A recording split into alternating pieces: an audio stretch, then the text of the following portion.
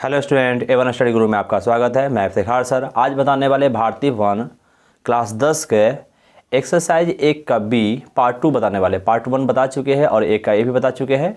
जो व्यक्ति नहीं देखे हैं डिस्क्रिप्शन में लिंक है, वहाँ जाकर आप देख सकते हैं।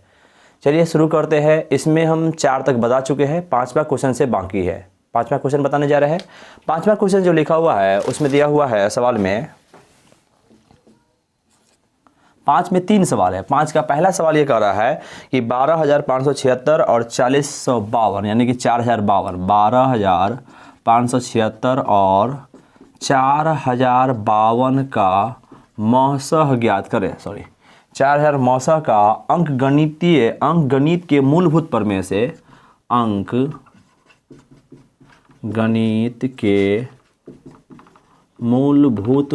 से मूलभूत प्रमेय कोई नया चीज़ नहीं। मूलभूत प्रमेय अभाज्य गुणनखंड को ही कहा जाता है कि मूलभूत प्रमेय से मौसह ज्ञात करें। मौसह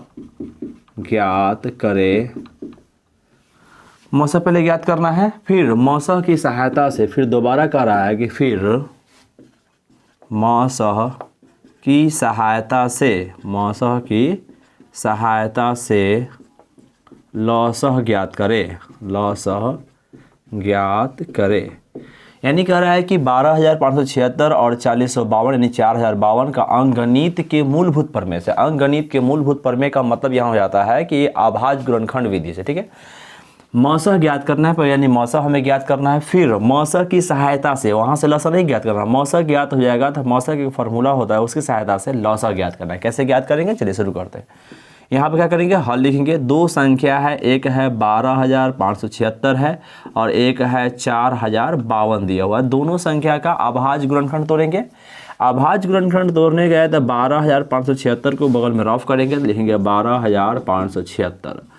ये 2 से कटेगा, 2 से कटेगा, 2 छक 12 बचेगा, 2 दूना 4, 1 × 2 = 16, फिर 2 × 16, फिर 2 से काटेंगे, 2 × 6, 2 × 2, 2 × 8, 2 × 8, फिर 2 से लगाएंगे, 2 × 2 11, 2 × 5 10, 2 × 7 14, 2 दूना होता है 4, फिर 2 से लगेगा, 2 × 7 14, 17 हो जाएगा, 2 × 8 16, 2 छक 12, फिर 2 से लगेगा, 2 से लगाएंगे तो 2 से कितना वर्ग कटेगा, 2 तिहाई हो जाएगा 6, यहाँ से बचेगा 1 × 8 18, 2 × 9 18, 2 तिहाई 6, 3 से काटेंगे, 3 × 1 3, 3 तिहाई 9, 3 × 1 3। अब नहीं करता है, इसको गुणनखंड के रूप में लिख देंगे कि 2 × 2 × 2 × 2 × 2, 1 2 3 4 5, 5 को 2 हो गया, गुणे 3 है, गुणे 131, यहाँ लिख दिए।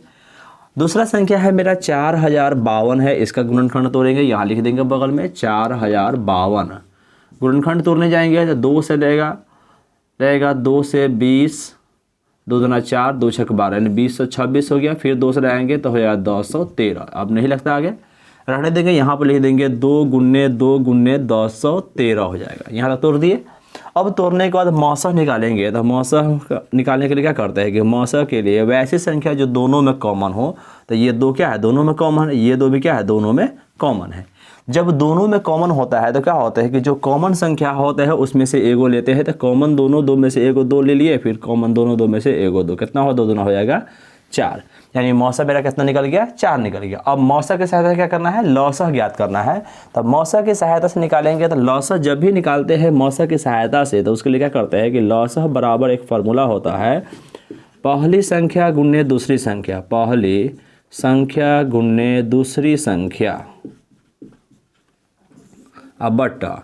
मौसह निकल चुका है तो बट्टा में हो जाएगा मौसह। पहली संख्या कौन है, तो पहली संख्या है 12,576 गुणे दूसरी संख्या मेरा कितना है, 4052 है।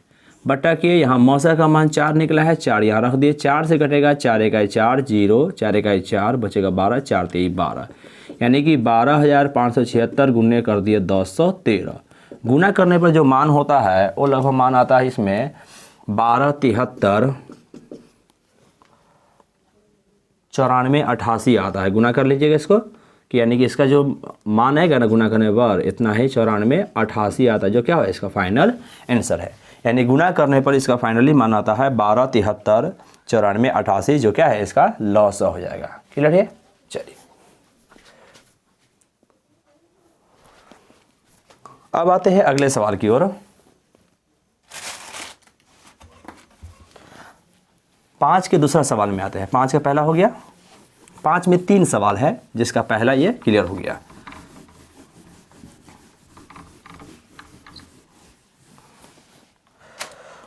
दूसरा सवाल है 5 का दूसरा, लिखा हुआ है कि अभाज्य गुणनखंड की प्रक्रिया से, अभाज्य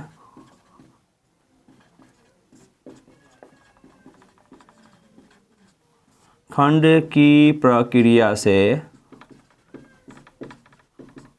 अभाज्य गुणनखंड की प्रक्रिया से 96 और 404 यानी कि 96 और 404 का मौसह निकाले, मौसह निकाले।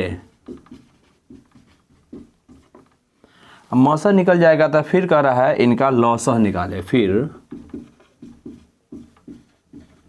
इनका लौसह निकाले, यानी कि मौसह निकल जाएगा तो क्या करना है, फिर लौसह निकालना है। वही तरीका सिर्फ यानी कि दो संख्या के सहायता से क्या करेंगे, अभाज्य गुणनखंड की सहायता से हम मौसह निकालेंगे। जब मौसह निकल जाएगा तो फिर क्या करेंगे, हम लौसह ज्ञात कर लेंगे। हल लिखेंगे, इसमें दोनों संख्या यहाँ लिख देंगे। दोनों संख्या में एक 96 है, एक 404 है।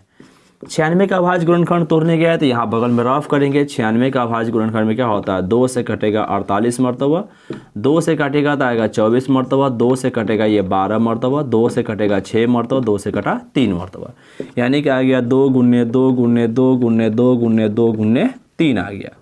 अब 404 का गुणनखंड तोड़ेंगे तो आएगा 404 का जब अभाज्य गुणनखंड तोड़ेंगे तो ये 2 से कटेगा आपको 202 मरतबा, 2 से कटेगा 101 मरतबा, नहीं करता है तो रहने देते हैं। 2 गुने 2 गुने 101 हो गया। कॉमन क्या नजर आ रहा है, दोनों में 2 कॉमन नजर आ रहा है, 2 को 2 कॉमन आ रहा है तो यहाँ भी मौसा क्या आएगा, इस दोनों जोड़ा में से एक 2 लेंगे गुने इस दोनों जोड़ा में से एक 2, तो दोनों कितना हो जाएगा, 4 हो जाएगा। यानी मौसा मेरा कितना हो गया, 4 हो गया।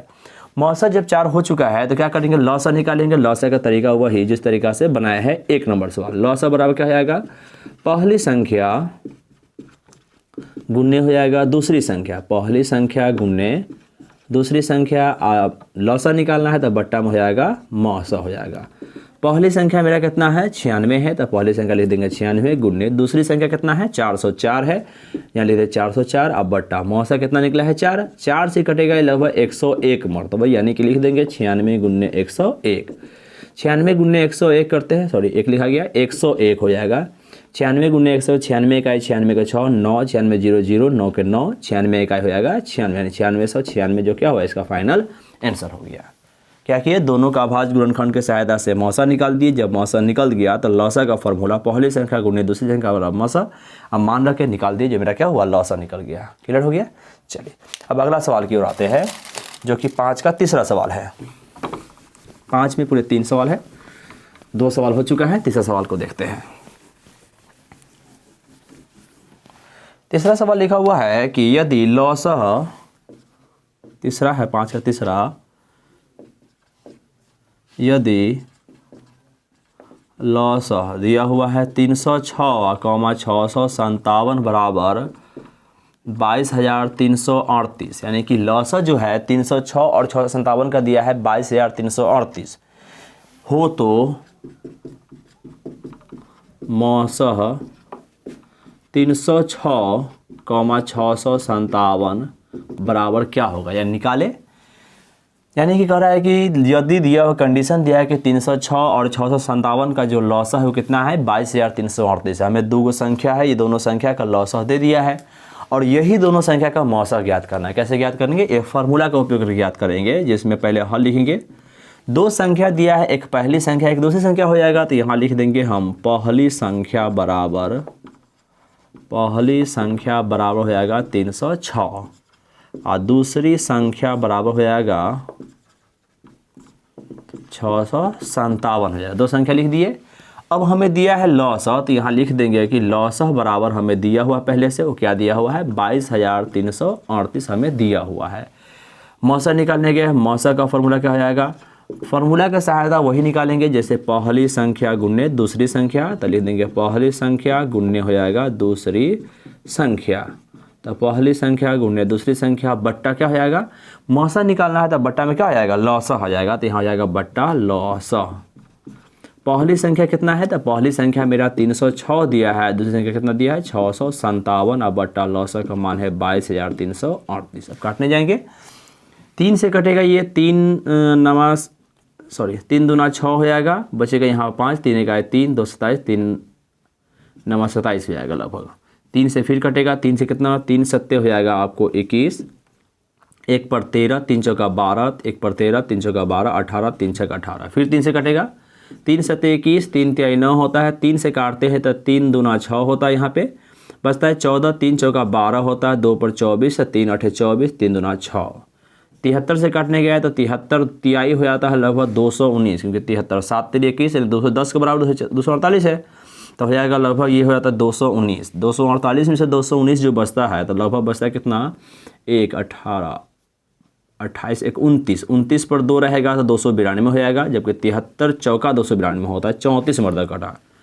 अब इसको काटेंगे, 2 से कटेगा ये 17 मरतबा, 2 से कटेगा ये लगभग 100, 2 एक आए 2, 10 2 5 10 2 3 6, 17 से 17 9 153 होता है। तो क्या हो गया, इसका मान पूरा काट के कितना आ गया, 9 आ गया, यानी कि मौसा कितना हो गया, 9 हो गया।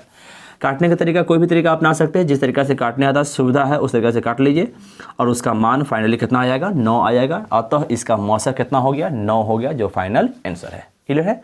चलिए, ये हुआ 5 के तीनों सवाल हो गया। 5 के तीनों में ये सवाल VVI है, जो अभी तीसरा बताया है, ये सवाल क्या है, VVI है। ये सवाल बहुत इंपॉर्टेंट सवाल है, यही सवाल रह सकता है या इसके आधारित अनेक सवाल आते रहते हैं। जो ध्यान रखिएगा कि तरीका यही होता है कि जब भी लौसा दिया रहेगा तब मौसा निकालना हो, मौसा दिया रहेगा लौसा निकालेंगे, इस तरीका से निकाल लीजिएगा। अब आते हैं 6 नंबर में, ये प्रूव्ड वाला है, जांच वाला है सवाल है, देखते हैं।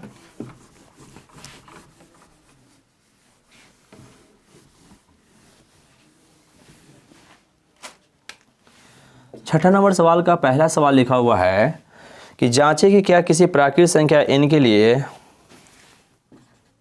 जांचें कि क्या किसी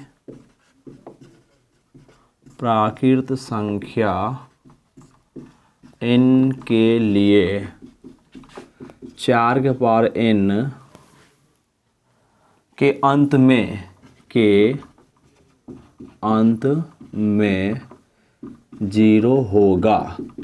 अंत में 0 होगा। इसी सवाल में कभी कभी लिखा रहता है कि 4 के पावर n अंक 0 पर समाप्त होती है नहीं होती। 0 पर समाप्त होना है या अंत में 0 आना, बात एक ही सवाल है, इसमें ज़्यादा अंतर कोई नहीं है। क्या करेंगे, जांचें कि या किसी प्राकृत संख्या n के लिए, यानी n क्या हो, कोई प्राकृत संख्या होगा और किस संख्या को जांचना है, 4 के पावर n के अंत में 0 होगा कि नहीं होगा, ये हमें जांचना है। हल लिखेंगे, जो संख्या है वो 4 के पावर n को जांचना है, उसको कोई ना कोई पूर्णांक मान होगा, मान लेंगे कि माना कि कोई पूर्णांक संख्या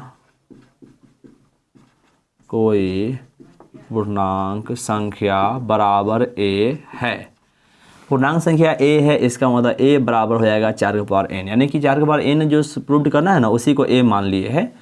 अब n क्या है, n के बारे में इसमें पहले से कह दिया है कि n क्या है, एक प्राकृत संख्या है, तो n बराबर हो गया प्राकृत संख्या।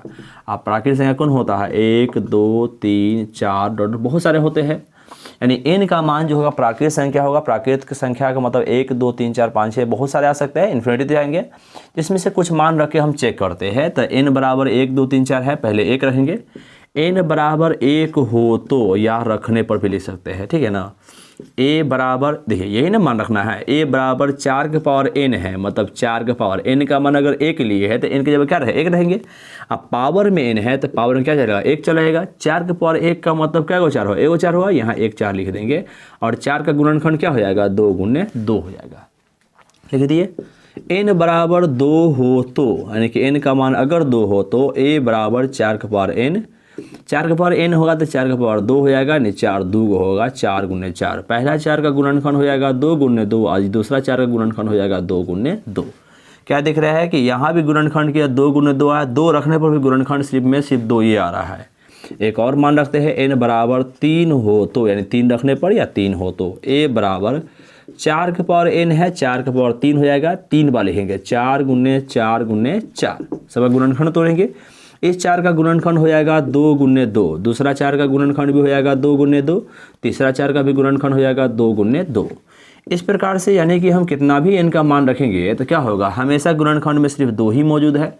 और एक कंडीशन होता है कि किसी भी संख्या के अंत में 0 आने के लिए है ना, उसके गुणनखंड में 2 और 5 का होना जरूरी होता है। 2 और 5 का जरूरी होता है, लेकिन इसमें सिर्फ 2 आ रहा है तो क्या 0 पर समाप्त होगा? नहीं होगा, क्योंकि हमें 2 और 5 चाहिए ना, लेकिन 2 तो मौजूद है, 5 है ये नहीं है। तो उसी को भाषा में लिखेंगे कि हम जानते हैं कोई संख्या को 0 पर समाप्त होने के लिए, अंत में 0 आने के लिए उसमें 2 और 5 का, यानी गुणनखंड में 2 और 5 का होना जरूरी होगा। यहाँ सिर्फ 2 मौजूद है, 5 मौजूद नहीं है, इसलिए 0 पर समाप्त नहीं होगा। इसको भाषा में जिस प्रकार से आपको लिखने सुविधा हो उस प्रकार से लिख सकते हैं। जैसे कि हम लिख के दिखाते हैं आपको, क्या लिखेंगे? हम जानते हैं कि किसी संख्या को 0 पर समाप्त होने के लिए, 0 पर समाप्त होने के लिए उसके गुणनखंड में 2 और 5 का होना जरूरी है, या आवश्यक भी लिख सकते हैं, जरूरी है। 4 के पावर n के अभाज्य गुणनखंड में 2 है, जबकि 5 नहीं है। यानी कि अभाज्य गुणनखंड में 2 है, 5 तो है नहीं, और जब नहीं है तो लिख देंगे अतः 4 के पावर n क्या है कि अंत में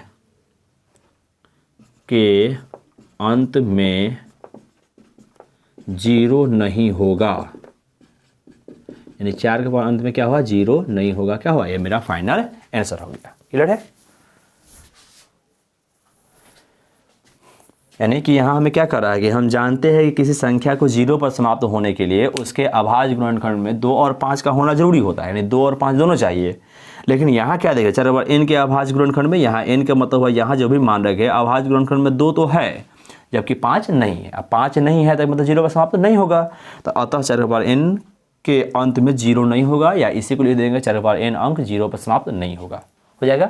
चलिए, इस प्रकार जो भी सवाल हो ऐसे ही गुणनखंड करते हैं, और गुणनखंड करने के बाद हम वही लिखते हैं कि गुणनखंड में अगर 2 5 मौजूद है तो 0 पर समाप्त होगा, 2 5 मौजूद नहीं, 0 पर समाप्त नहीं होगा।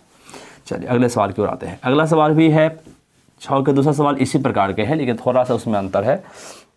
लिखा हुआ है कि जांच कीजिए किसी प्राकृतिक संख्या n के लिए 15 पावर n के अंत में 0 आ सकता है कि नहीं। सवाल तो यही है, रहने देते हैं। जांचिए क्या किसी प्राकृतिक संख्या n के लिए 15 के पावर n के अंत में 0 होगा, वहाँ नहीं लिखा आ सकता है, तो मतलब कंडीशन वही है कि आ सकता है, ये हमें जांचना है। यानी सवाल हमें कह दिया कि जांचे कि क्या किसी प्राकृतिक संख्या n के लिए, यानी संख्या जो n है वो प्राकृतिक संख्या होगा, 15 के पावर n के अंत में, यानी उसके अंत में 0 आ सकता है कि नहीं आ सकता है।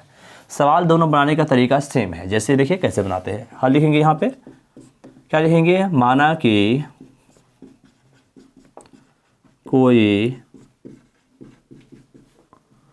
पूर्णांक संख्या बराबर a है, यानी कोई पूर्णांक संख्या क्या हो जाएगा? a है। हमको तो जांच करना है 15 पावर n है, यानी a का पावर क्या हो जाएगा? a बराबर 15 पावर हो जाएगा n।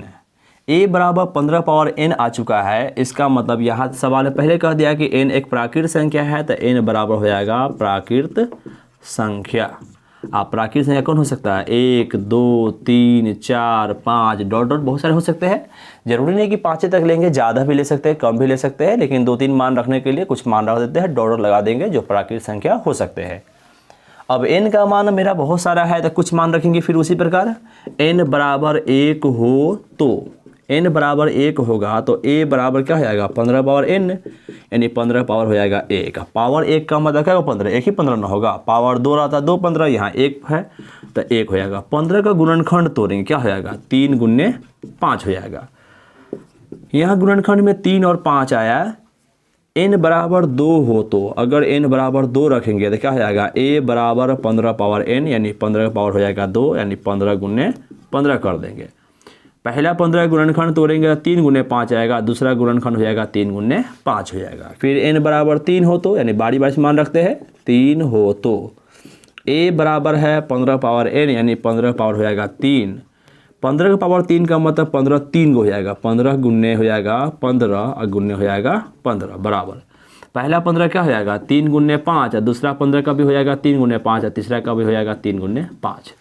डॉट डॉट, यानी इसमें हमें क्या मिला कि हम एक बार n में n प्राकृतिक संख्या क्यों रख रहे हैं, 2 रखे, 3 रखे, 5 जो भी रखेंगे तो क्या होगा, हमेशा गुणनखंड में 3 और 5 आएगा, 3 और 5, उसके अलावा कोई संख्या नहीं आ रहा है। और फिर सवाल वही रिटर्न आएंगे, क्या आएंगे कि हम जानते हैं कि 0 पर समाप्त होने के लिए गुणनखंड में 2 और 5 का होना जरूरी होता है, लेकिन यहाँ 5 तो है लेकिन 2 नहीं है, 3 है, 3 से नहीं ना मतलब हमको है, 0 समाप्त होने के लिए 2 और 5 का जरूरी होता है। यहाँ 5 मौजूद है, 2 मौजूद नहीं है, और जब 2 नहीं होता 0 समाप्त होगा, नहीं होगा। इसका मतलब ये भी 0 समाप्त नहीं होगा। तो यहाँ लिखेंगे हम कि हम जानते हैं कि किसी संख्या को 0 पर समाप्त होने के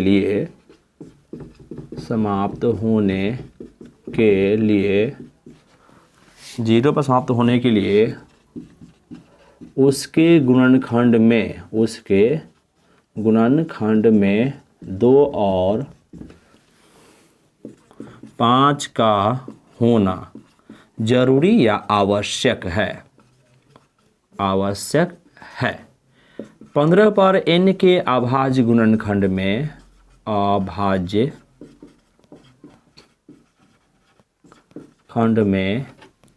5 है जबकि 2 मौजूद नहीं है, या 2 नहीं है, मौजूद नहीं है।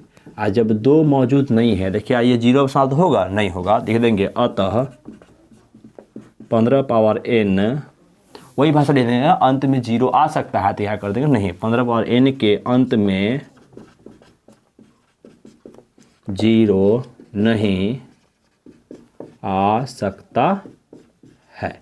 यही मेरा क्या हो जाएगा, फाइनल आंसर हो जाएगा। क्लियर है, यानी तरीका दोनों का सेम हुआ कि क्या लिखे है कि हम जानते हैं किसी प्राकृतिक संख्या को 0 पर समाप्त होने के लिए किसी संख्या कोई संख्या रहेगा, पूर्णांक रहेगा, 0 पर समाप्त होने के लिए उसके गुणनखंड में 2 और 5 का होना आवश्यक है।